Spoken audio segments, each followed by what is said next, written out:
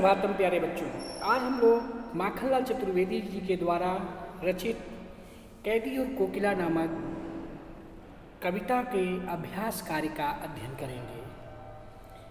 प्रश्न नंबर 1, कोयल की कूक सुनकर कवि की क्या प्रतिक्रिया थी? उत्तर, कोयल की कूक सुनकर कवि को लगता है कि कोयल कोई संदेश लेकर आई है। संदेश विशेष है, तभी वह अर्धरात्र में आई है, नहीं तो सुबह की प्रतीक्षा करती। प्रश्न नंबर 2, कवि ने कोयल के बोलने के किन कारणों की संभावना बताई है? उत्तर, कवि ने कोयल के बोलने के निम्नलिखित कारणों की संभावना बताई है। नंबर 1, कोयल कोई संदेश देना चाहती है। 2, उससे कोई समस्या है। नंबर 3, समस्या अत्यंत गंभीर है, इसलिए वह सुबह होने की प्रतीक्षा नहीं कर पाती। नंबर 4, कोकिला के मन में लेखक की जंजीरों को देखकर दया का भाव है, इसलिए वह सहानुभूति दिखाने आई है। नंबर 5, कोयल विद्रोह के बीज बोने आई होगी। प्रश्न नंबर 3, किस शासन की तुलना तम के प्रभाव से की गई है और क्यों?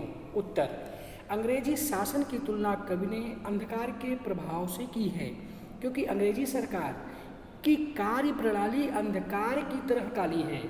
यहाँ अन्याय अंधकार का प्रतीक है, क्योंकि अंग्रेजों की शासन प्रणाली अन्यायपूर्ण थी।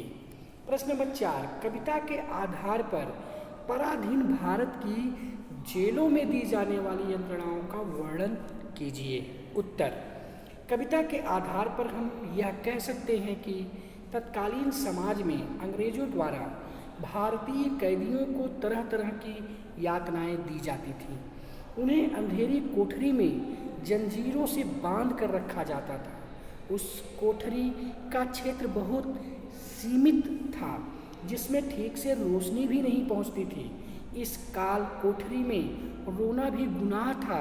ऐसा करने से अंग्रेजों द्वारा सजा दी जाती थी।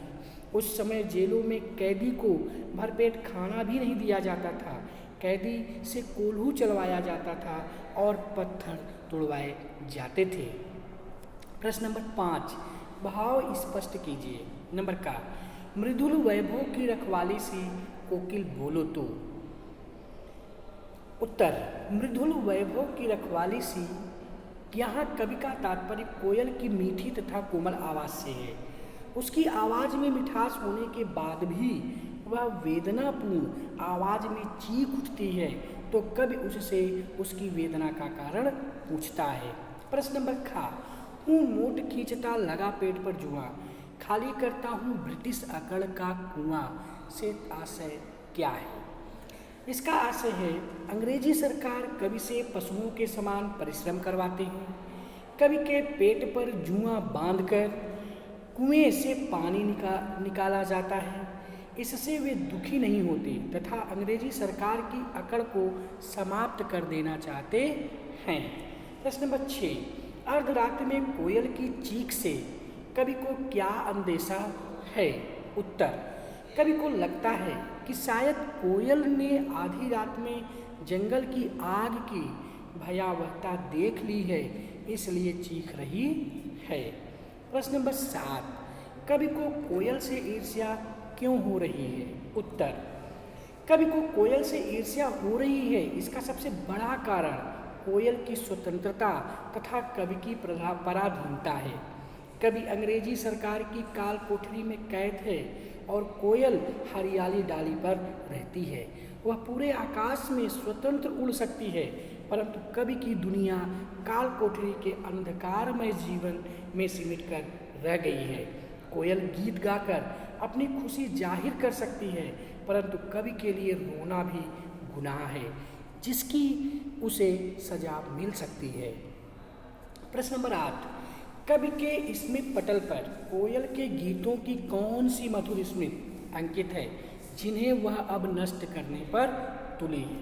उत्तर, कवि की स्मृति पटल पर कोयल के गीतों की कुछ मधुर स्मृतियाँ अंकित हैं। कोयल हरी डाल पर बैठकर अपनी मधुर वैभवशाली आवाज़ से संपूर्ण सृष्टि को अलंकृत करती है। उसके मधुर गीतों से उसकी खुशी झलकती है। वह स्वतंत्रता पूर्वक अपना गीत गाती है, परंतु अब वह अपनी इन विशेषताओं को नष्ट करने पर तुली है। वह बावली सी प्रतीत हो रही है। प्रश्न नंबर 9, हथकड़ियों को गहना क्यों कहा गया है? उत्तर, स्वतंत्रता सेनानियों ने अपराध के कारण हथकड़ियाँ नहीं पहनी थी, बल्कि अपने देश को स्वतंत्र कराने के लिए हथकड़ियाँ पहनी थी, इसलिए यहाँ पर हथकड़ियों को गहना कहा गया है।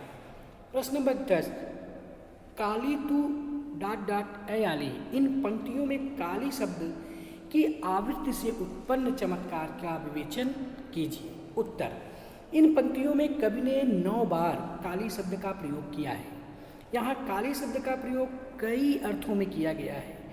कहीं इसकी तुलना ब्रिटिश सरकार की काली करतूतों से की गई है, कहीं यह वातावरण की कालिमा का प्रतीक है। एक ओर तो काली कोयल को सुंदर माना जाता है, वहीं दूसरी ओर काल कोठरी की कालिमा को अच्छा नहीं माना जाता। इन पंक्तियों में कवि ने काले रंग की भयावहता का सटीक चित्रण किया है और दिखाया है कि किस तरह से कालिमा हर ओर व्याप्त है। प्रश्न नंबर 11, काव्य सौंदर्य स्पष्ट कीजिए। नंबर का, किस दावा नल की ज्वालाएं हैं दिखी? उत्तर, यहाँ कवि कोयल की वेदनापूर्ण आवाज़ पर अपनी आशंका व्यक्त कर रहा है। कोयल की कूक को दर्द भरी चीख मानकर कवि प्रश्नात्मक शैली से कोयल के कष्ट का अनुमान लगा रहा है। कवि ने कोयल का मानवीकरण किया है तथा प्रश्नात्मक शैली है, भाषा में सहजता तथा सरलता है। प्रश्न नंबर खा, तेरे गीत कहावे वाह, रोना भी है मुझे गुनाह, देख विषमता तेरी मेरी, बजा रही तिस पर रण भेरी।